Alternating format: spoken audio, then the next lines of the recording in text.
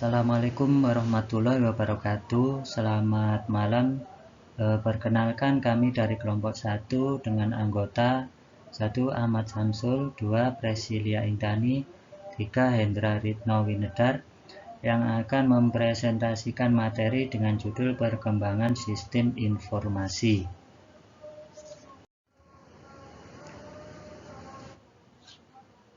Perkembangan komputer. Komputer yang dipasarkan secara luas adalah UNIVAC 1. Dipasang pertama kali di US Census Bureau pada tahun 1951. Kemudian di General Electric pada tahun 1954. International Business Machine atau yang lebih kita kenal dengan IBM merespon hal ini dengan mengeluarkan produk lebih lengkap yang dikenal dengan sistem 350 pada tahun 1960-an. Komputer pertama yang memungkinkan beberapa pengguna mengakses komputer pada waktu bersamaan.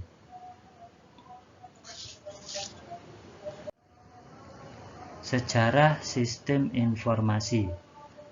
Peninjauan sejarah sistem informasi meliputi sejarah perangkat keras dan bagaimana perangkat keras tersebut diaplikasikan selama setengah abad sejak pertama kali komputer digital digunakan untuk segala keperluan dalam organisasi bisnis.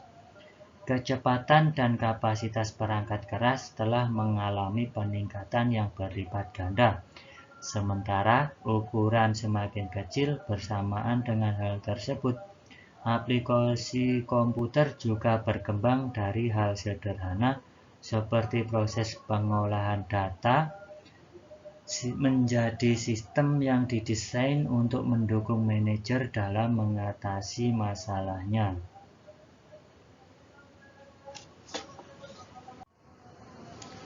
Evolusi perangkat keras komputer.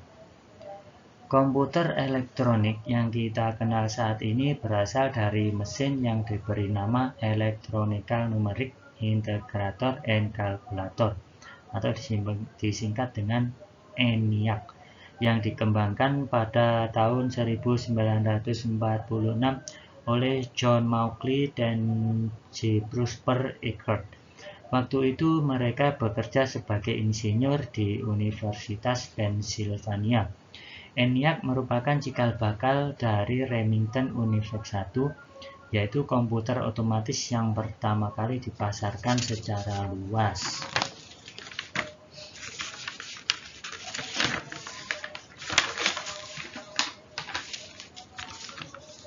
Pertama kali UNIVAC digunakan oleh organisasi pemerintah yaitu US Census Bureau pada tahun 1951. 3 tahun kemudian, mesin dengan jenis yang sama digunakan pertama kali dalam organisasi bisnis.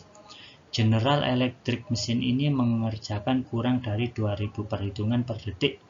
Sangat lambat sekali dibandingkan dengan 2 juta atau lebih instruksi per detik yang biasa dilakukan oleh mikrokomputer dengan ukuran jauh lebih kecil dan harga lebih murah yang kita gunakan saat ini. Hukum Moore atau lebih dikenal dengan Moore's Law. Istilah hukum Moore's Law diambil dari nama Gordon Moore, yaitu salah seorang pendiri Intel. Hukum Moore's Law ditemukan pada tahun 1960-an, menyatakan bahwa kepadatan ruang penyimpanan sirkuit terintegrasi pada chip silikon menjadi 2 kali lipat setiap tahunnya. Pada tahun 1970-an, kecepatan penggandaan memerlukan waktu lebih dari 18 bulan.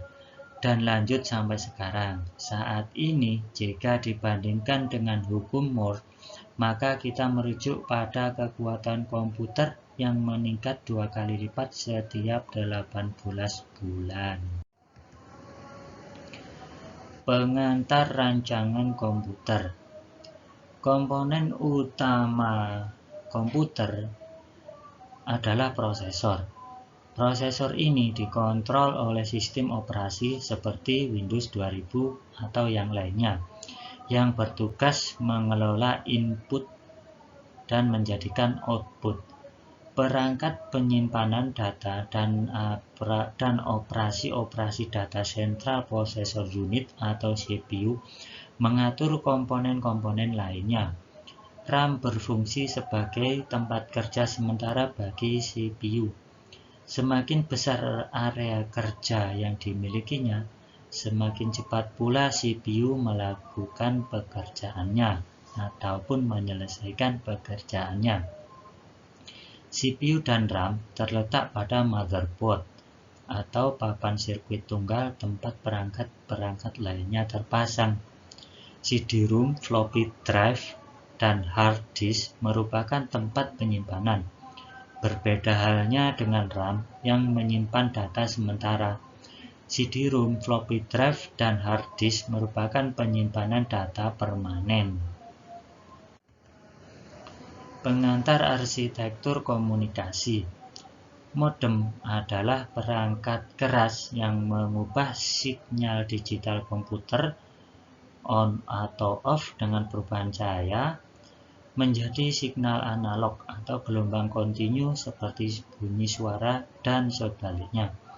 Standar komunikasi komputer ditetapkan setelah penetapan standar komunikasi telepon umum. Kemudian muncul komunikasi tanpa kabel. Komputer kita terhubung dengan perangkat telepon yang mempunyai kecepatan 56.000 bits per second atau lebih kita kenal dengan 56 kbps. Atau berhubungan dengan TV kabel bisa mempunyai kecepatan hingga 2 juta bits per second atau 2 mbps. Pada umumnya, pertukaran data pada jaringan tanpa kabel bisa mempunyai kecepatan 11 mbps. Evolusi dalam aplikasi komputer, yaitu satu sistem pengolah transaksi. Sistem berbasis komputer yang pertama dinamakan sistem pengolah data elektronik, kemudian digunakan istilah sistem informasi akuntansi. Kini digunakan istilah umum sistem pengolah transaksi. Sistem-sistem ini memiliki kesamaan, yaitu semuanya itu mengolah data-data yang merefleksikan aktivitas perusahaan. Yang kedua, sistem manajemen atau sistem informasi manajemen. Sebagai sistem yang berbasis komputer yang menyediakan informasi bagi para pengguna yang memiliki kebutuhan yang sama. Informasi adalah data yang telah diolah, sehingga lebih bermakna juga menginformasikan hal baru yang belum diketahui oleh pengguna. Pengguna sistem informasi manajemen umumnya terdiri dari anggota-anggota organisasi seperti perusahaan dan subunitnya. Yang ketiga dalam evolusi aplikasi komputer adalah sistem kantor maya atau virtual office system. Kemampuan otomasi kantor untuk diterapkan dimanapun melahirkan konsep kantor maya atau virtual office, yaitu bentuk aktivitas kantor yang bebas dari hambatan lokasi secara fisik. Sebagai contoh, manajer dapat melakukan konferensi melalui video tanpa harus berkumpul pada lokasi yang sama. Sistem kantor maya membuat manajer lebih fleksibel dalam melayani pelanggan dan perusahaan dalam waktu yang singkat. Sistem pendukung pengambil keputusan, yaitu untuk sistem yang dapat menunjang satu orang atau kelompok kecil manajer dalam menangani satu jenis masalah. Manajer sebagai pengguna sistem informasi, yaitu satu posisi manajer. Manajer berada pada berbagai tingkat manajerial dan dalam berbagai area bisnis perusahaan.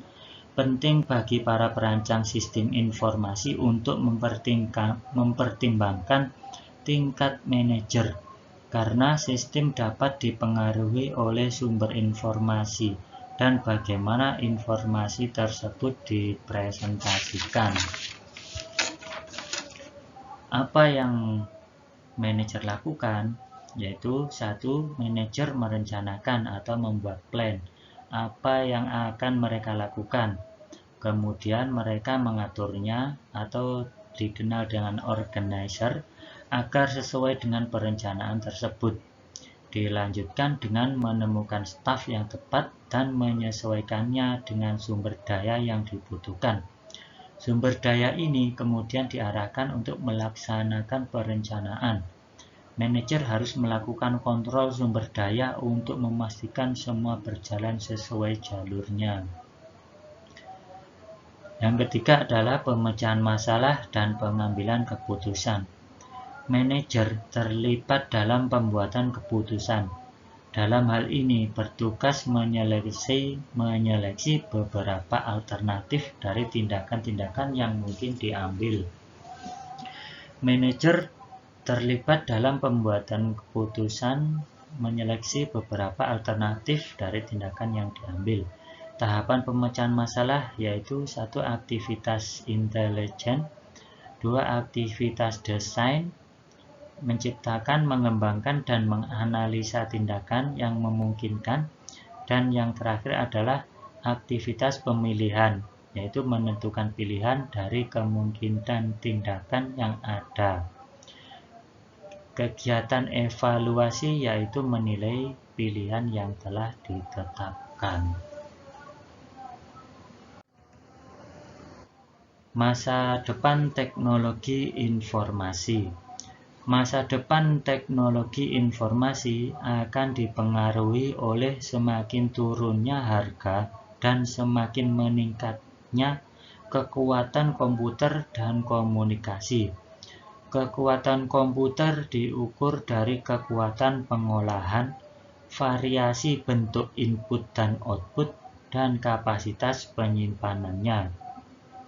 Kekuatan komunikasi diukur dari kecepatan transmisi, yaitu jumlah data yang bisa dikomunikasikan dalam waktu tertentu. Dan terima kasih atas waktu yang telah diberikan untuk kelompok kami untuk menyampaikan materi tersebut. Terima kasih. Assalamualaikum warahmatullahi wabarakatuh. Selamat malam.